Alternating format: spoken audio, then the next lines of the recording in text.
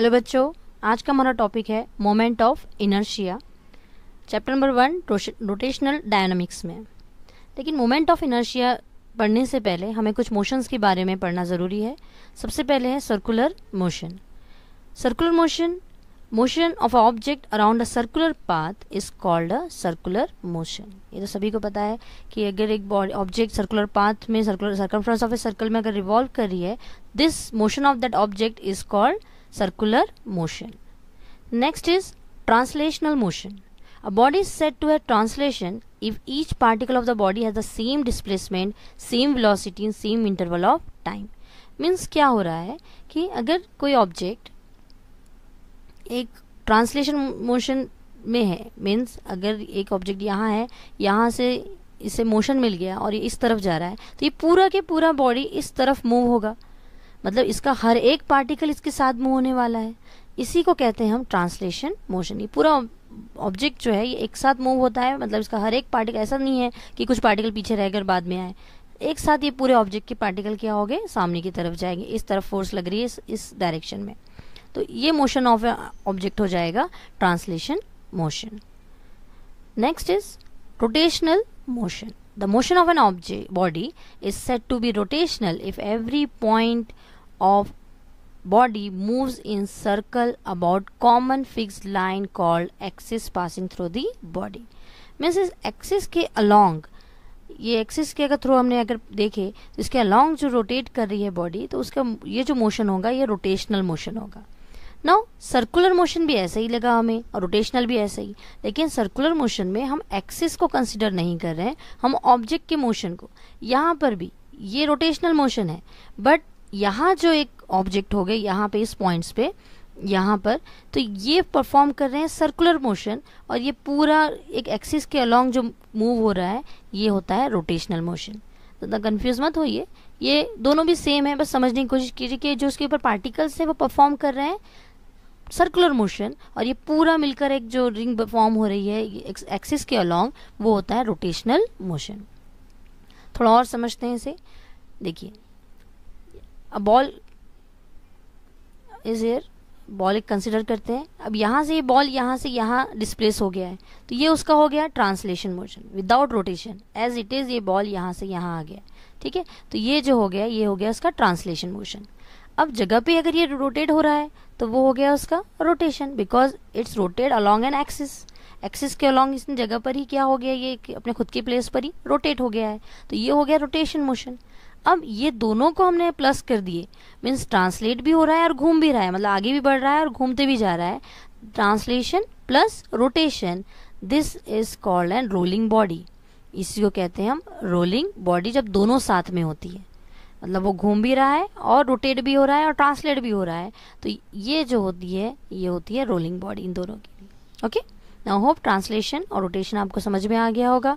Now when a rigid body performs rotational motion, the particles of the body moves in a circle. अभी जो बात कही है हमने कि एक रोटेशनल मोशन एक बॉडी अगर परफॉर्म कर रही है तो उसके पार्टिकल्स जो है ये मूव कर रहे हैं कैसे, इन अ circle. The center of these circles lie on a straight line called the axis of rotation. अब ये देखिए यहाँ पर अगर हम ये A, B, C, D सारे पार्टिकल्स हैं, ये क्या कर रहे हैं, ये एक सर्कुलर मोशन में ये रिवॉल्व हो रहे हैं, बट एक एक्सिस के अलॉन्ग, ठीक, मतलब हर बॉडी का ये जो एक्सिस हो जाएगा ये हो जाएगा उसका सेंटर। इधर की पार्टिकल हो गए, उनके सेंटर भी वही होगा। सर्कल फॉर्म हो रहा है और जो सेंटर होगा उसका वहां से क्या हो रही है, एक्सिस ऑफ रोटेशन जिसे कह रहे हैं हम, straight line called the axis of rotation which is fixed and perpendicular to the planes of the circle. मतलब ये सर्कल का प्लेन है, ओके, ये सर्कल का अगर प्लेन है तो इस पे जो परपेंडिकुलर रहेगा ये होगी उसकी एक्सिस ऑफ रोटेशन, ठीक है। अब यहाँ पे जितने भी पार्टिकल्स रह गए उसका अगर सेंटर देखें अगर हम, तो वो एक्सिस ऑफ रोटेशन पे बनने वाला है, ठीक है। Now some more examples. एक व्हील है, वो घूम रहा है, तो उसके व्हील के ऊपर के यहाँ के जो पार्टिकल्स है ये परफॉर्म कर रहे हैं सर्कुलर मोशन, लेकिन it's along a axis of rotation. ये हो गया हर एक पार्टिकल का centre. Fan is most common example, and top axis of rotation के अलोंग ये रिवॉल्व हो रही है सारे पार्टिकल्स, ठीक है। यहाँ से ये इसकी क्या हो जाएगी, axis of rotation, this is axis of rotation, इसके अलॉन्ग सारे पार्टिकल्स क्या हो रहे हैं, रिवॉल्व हो रहे हैं। Next, pure rotational motion means all points in object move in circle about the rotation axis through the centre of mass. वही सब जो बातें कर रहे हैं हम अभी कि जो एक्सिस के अलॉन्ग जो फॉर्म हो रहे हैं तो वो क्या हो जाती है, प्योर रोटेशनल मोशन। नाउ अब एक डोर हमने सपोज किए, अगर आप डोर को बंद कर रहे हो तो it's fix along a hinge, इसे कहते हैं हिंज, ठीक है। अगर आप यहाँ से फोर्स लगा रहे हो दरवाज़ा खोलने या बंद करने के लिए, या यहाँ से लगा रहे हो, तो आपको फोर्स सबसे ज़्यादा कहाँ लगेगा? ऑब्वियसली अगर हम बिल्कुल इसके नज़दीक लगाने वाले हैं फोर्स, तो आपको ये बहुत टफ जाएगा बंद करने या शुरू करने के लिए। लेकिन अगर हम यहाँ इसको फोर्स लगा रहे हैं तो ये इजीली ओपन एंड क्लोज हो जाएगा। ओके, मीन्स ये हो रहा है कि the ability of force to produce rotational motion is called moment of force और टॉर्क। इससे ही उस फोर्स को जिससे रोटेशनल मोशन होता है उसे हम कहते हैं टॉर्क। ये वर्ड आप ध्यान में रखोगे। अब बॉडी परफॉर्मिंग रोटेशनल मोशन, ये जो डोर है ये इसके अलॉन्ग रोटेशनल मोशन क्या कर रही है, परफॉर्म कर रही है। ओपन क्लोज ये जो होने वाला है डोर, ये रोटेशनल मोशन में आएगा, लेकिन इसके हर एक पार्टिकल का एक्सिस कौन सा हो जाएगा अब इस टाइम पे, ये इसका हिंज, इसके अलॉन्ग में वो घूम रहे हैं। अगर यहाँ पार्टिकल है तो उसका ये एक्सिस ऑफ रोटेशन हो जाएगा। जहाँ से वो मूव करती है बॉडी, तो वहाँ वो पॉइंट जो होता है वो हर एक पार्टिकल का एक्सिस ऑफ रोटेशन होता है। अब हम यहाँ पे टॉर्क की बात कर रहे हैं, तो टॉर्क क्या हो रहा है, ऐसा फोर्स प्रोड्यूस करना जिससे रोटेशनल मोशन हो, बॉडी में मूवमेंट हो, उस फोर्स को कहते हैं हम टॉर्क, ठीक है। और मेन एक पॉइंट आपको ध्यान में रखना है कि in rotational motion the linear speed of particle of the rigid body moving different circle at any distance instant are different. मतलब उनकी जो स्पीड होती है हर एक पार्टिकल्स की वो डिफरेंट होगी। ऑफ कोर्स अगर हम एक थ्रेड में एक स्टोन बांधते हैं, अगर हम बहुत छोटा सा अगर थ्रेड ले रहे हैं तो ये इसका रोटेशन का मोशन और एक बहुत बड़ा अगर हम ले रहे हैं इसके रोटेशन मोशन में क्या डिफरेंस रहेगा, कौन फास्ट घूमेगा? ऑफ कोर्स ये वाला। ये इसका जो रेडियस है ये जितना कम रहेगा उतनी फास्ट इसका मूवमेंट रहेगा। जितना बड़ा इसका रेडियस होगा, जितने दूर ये सेंटर से होगा, उतने ही उसको क्या लगेगी, स्पीड उसकी चेंज होगी। मतलब लीनियर स्पीड जो होगी पार्टिकल्स की moving in a different circle, अलग अलग सर्कल में जो मूव कर रहे हैं उनकी लीनियर स्पीड जो है ये डिफरेंट रहने वाली है। Now moment of inertia.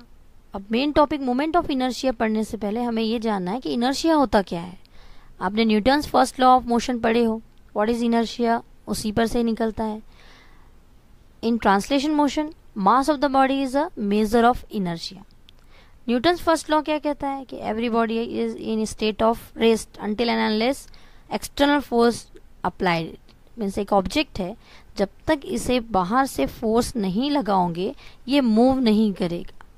यही इस बॉडी का इनर्शिया है कि अगर बॉडी मूवमेंट में है तो वो मूव करेगी अपने आप को जगह पे रखने के लिए, और अगर रेस्ट पर है तो वो रेस्ट रहेगी। The natural tendency of an object to resist change in its state of motion. Okay, अगर एक बॉल सपोज करते हैं, एक बॉल जब तक ये इसे किक न दी जाए तब तक ये रोल नहीं करेगा, ये अपनी जगह पे रहेगा। और अगर हमने इस बॉल को थोड़ा सा भी फोर्स लगा दिए तो ये रोल होते हुए आगे की तरफ बढ़ता जाएगा जब तक इसका ये जो है इनर्शिया अपने पोजीशन पे ना आ जाए।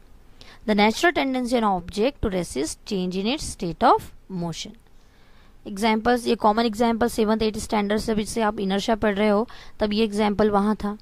ठीक है, कॉइन जो है अपनी जगह पर ही रहता है जब तक कि उसे हमने फोर्स नहीं अप्लाई की, और जितना ज़्यादा मास उतना ज़्यादा उसका इनर्शिया। जैसा अगर एलिफेंट का एग्जाम्पल हमने दिए हैं कि उसका मास जितना ज़्यादा होगा उतना ज़्यादा उस बॉडी का इनर्शिया होगा। ऐसा नहीं है कि बड़ा सा ऑब्जेक्ट है, ज़रा सा धक्के से वो क्या हो रहा है, आगे चले जा रहा है, ऐसा नहीं होता है। जितना बड़ा उसका इनर्शिया होगा उतना ज़्यादा उसको फोर्स लगेगी, जितनी छोटी ऑब्जेक्ट रहेगी उसको उतना कम फोर्स लगेगा ऑब्वियसली।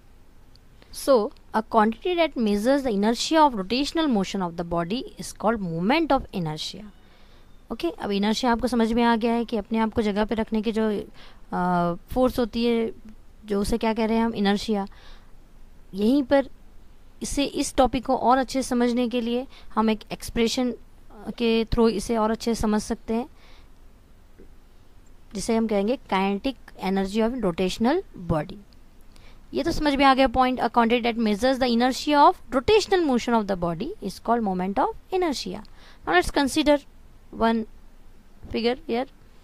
अब ये एक रिजिड बॉडी है, ठीक है, और बहुत सारे यहाँ पे मासेस हैं। तो ये कंसिडर करते हैं हम कि let an object containing an particle of masses m1 m2 and mn, so many particles are there at perpendicular distance from axis of rotation r1 r2 r3। जितने ज़्यादा पार्टिकल्स हो गए उसका डिस्टेंस वहाँ से उतना ही मेजर होगा। ये हो गया इनकी रेडियस, क्योंकि ये सर्कुलर मोशन परफॉर्म कर रही है, बॉडी रोटेट हो रही है इस एक्सिस के along. All these particles are moved in a circle with same angular speed omega, but with a different radius about the axis of rotation. सब परफॉर्म कर रहे हैं, एंगुलर स्पीड सबकी क्या है, ओमेगा है, लेकिन इनकी रेडियस कैसी है, डिफरेंट है। Therefore linear speed of particles are different. हमने स्टार्टिंग में ही देखा है, बताया हमने आपको कि लीनियर स्पीड क्या होती है, हर पार्टिकल्स की डिफरेंट होती है, बिकॉज उनकी रेडियस, अब यहाँ पे जो कंसिडर कर रहे हैं इनकी रेडियस अलग अलग है, तो उस प्रॉपर्टी के अकॉर्डिंग लीनियर स्पीड जो होगी पार्टिकल्स की वो डिफरेंट होगी। ठीक है, अब सपोज करते हैं लीनियर स्पीड ऑफ पार्टिकल, एक now let linear speed of particles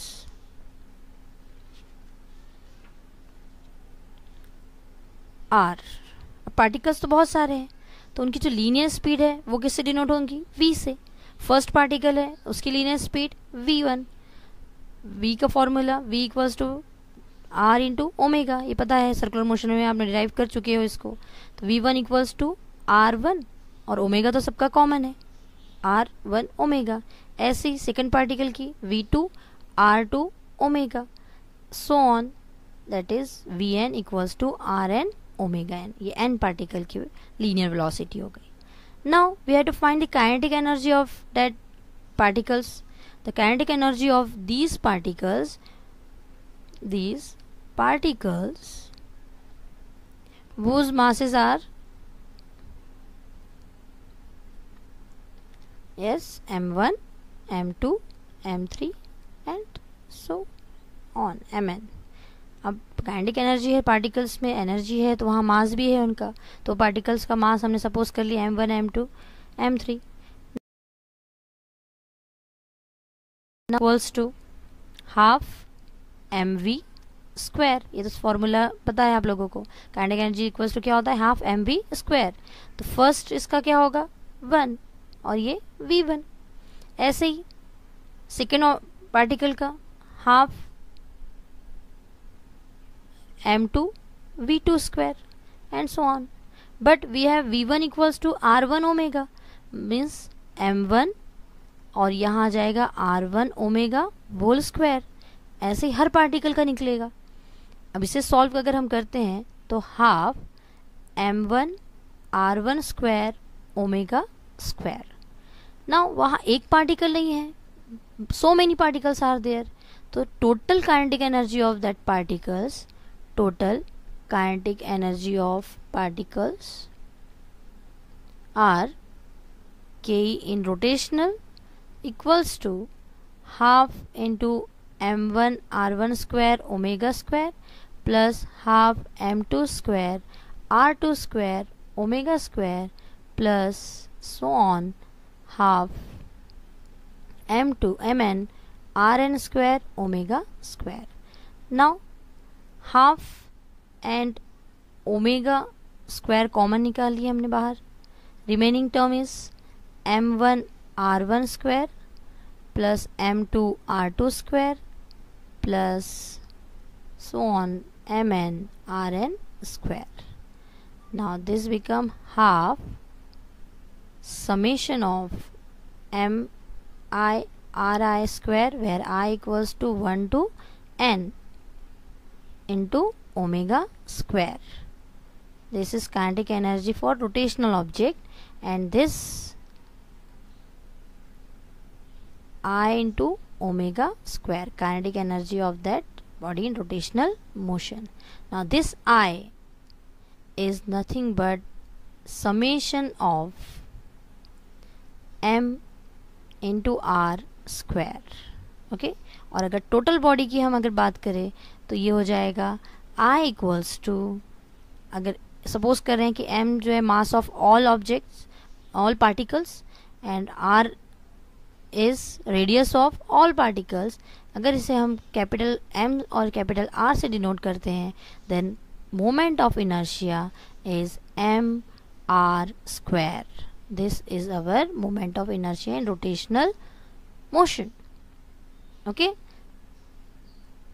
therefore moment of inertia of a rigid body about an axis of rotation is defined as the sum of product of the mass of each particle and the square of the perpendicular distance from the axis of rotation. I equals to summation mi r square, and standard form अगर हम इसे दे summation ना लिखते हुए, summation means m is summation of all part mass, that is m, r is radius and radius is the summation of all radius of the particles is r square. This is our moment of inertia. Is defined as the sum of product of mass and square of the perpendicular distance from the axis of rotation. Now moment of inertia of body depends upon following factors. अभी depend है कुछ factors पे, उस body के मास, shape and size. जितना बड़ा shape रहेगा radius अलग अलग होगी, साइज, मास, ये सब पे भी वो डिपेंड करता है factors. The distribution of mass in a body about an axis of rotation means उसके एक्सिस ऑफ रोटेशन से मासेस का डिस्ट्रीब्यूशन कितने दूरी पर हुआ है, इस पे भी मोमेंट ऑफ इनर्शिया डिपेंड करेगा. जितना कम डिस्टेंस होगा उतना ये ज़्यादा रोटेट करेगी बॉडी, जितना ज़्यादा बड़ा उसका रेडियस होगा उतनी ही स्लो स्पीड इसकी होगी. आपने सपोज देखे होंगे, अगर कोई ऑब्जेक्ट बहुत बड़ा है, रोल करना है इसे, तो ये इसकी स्पीड, और एक छोटा सा ऑब्जेक्ट है उसे हमें घुमाना है, तो आप खुद ही डिफरेंस कीजिए ना कि किसकी स्पीड ज़्यादा होगी. ऑब्वियसली इसके रेडियस, जिसके मासेस डिस्ट्रीब्यूट कम जगह में होंगे तो ये ज़्यादा स्पीड से घूमेगा. जिसका बहुत ज़्यादा मासेस हो गए और बहुत ज़्यादा बड़े रेडियस में फॉर्म ये रोटेट होगा अगर एक्सिस के अलॉन्ग, तो इसका जो रोटेशन होगा, इसकी स्पीड जो है वो कम होगी. ना अब हर टाइम जो मोमेंट ऑफ इनर्शिया है वो, अगर रॉड अगर सपोज कर रहे हैं हम एक रॉड, तो यहाँ से इसके एक्सिस ऑफ रोटेशन से हर एक पार्टिकल का डिस्टेंस जो है बोथ साइड वो कैसा होगा, सेम होगा. तो हम इजीली बोल सकते हैं I equals to mr square, हम फाइंड आउट कर सकते हैं. बट इन सम केसेस अगर एक्सिस ऑफ रोटेशन चेंज हो जाती है, अब हम यहाँ पकड़ के उसको हिला रहे हैं, घुमाना है, रोटेट करना है हमें इस बॉडी को, अगर हमने बीच से पकड़ के घुमाए तो हर एक ऑब्जेक्ट का एक्सिस ऑफ रोटेशन से डिस्टेंस कैसा हो, सेम. लेकिन अगर हमने एक्सिस ऑफ रोटेशन को यहाँ रखें और ऑब्जेक्ट को इस तरह से रोटेट कर रहे हैं यहाँ पर, मतलब हर एक मास का जो डिस्टेंस है वो बढ़ता चला जाएगा, सेम नहीं होने वाला है. सेंटर पे रहेगा तो सेम रहेगा, बट अगर एक कॉर्नर पे रहोगा तो सेम नहीं होगा. तो भी क्या I equal to mr square होगा? इतने इजीली हम इसे फाइंड आउट नहीं कर सकते हैं. वहाँ आपको एक मैथमेटिकल कंसिडर करना है, I equals to integration of r square dm. ये केस कब होगा? If integral mass distribution is not known, मतलब कहाँ पे ये डिस्ट्रीब्यूट हो रहा है, कितना बड़ा है, ये अगर हमें नहीं मालूम है तो इसे हम इस फॉर्मूले से हम निकालेंगे अपने moment of inertia theoretically, but it can be determined experimentally. यहाँ पे ये दिया हुआ है ऑलरेडी कि इसे हम थ्योरेटिकली निकाल सकते हैं, लेकिन एक्सपेरिमेंटली ये पॉसिबल नहीं है.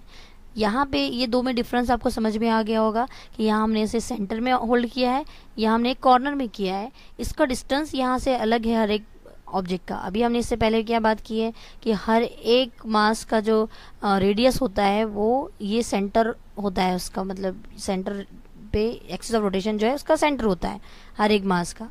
तो ये हो गया एक pure rotational motion, but it is not a pure rotational motion. ये भले ही रोटेशन होगी, ये बॉडी इस एक्सिस के अलॉन्ग ये रोटेट होगी, इसे इतना बड़ा राउंड लेना है, लेकिन ये यहाँ का जो मास है, यहाँ का इसका जो डिस्टेंस रहेगा वो उतना ज़्यादा है. इन दिस केस हमें जो सपोज करना है आई के लिए मोमेंट ऑफ इनर्शिया वो है integration r² dm। Okay, hope आपको यहाँ तक मोमेंट ऑफ इनर्शिया अच्छी तरह समझ में आ गया होगा। अब इस चैप्टर में हमें बहुत सारे रिंग्स और सॉलिड सब्सटेंस के भी मोमेंट ऑफ इनर्शिया के बारे में पढ़ना है, लेकिन फर्स्ट बेसिक पॉइंट आपका ये है मोमेंट ऑफ इनर्शिया क्या होता है, देखिए समझिए और कमेंट बॉक्स में आपके कमेंट कीजिए।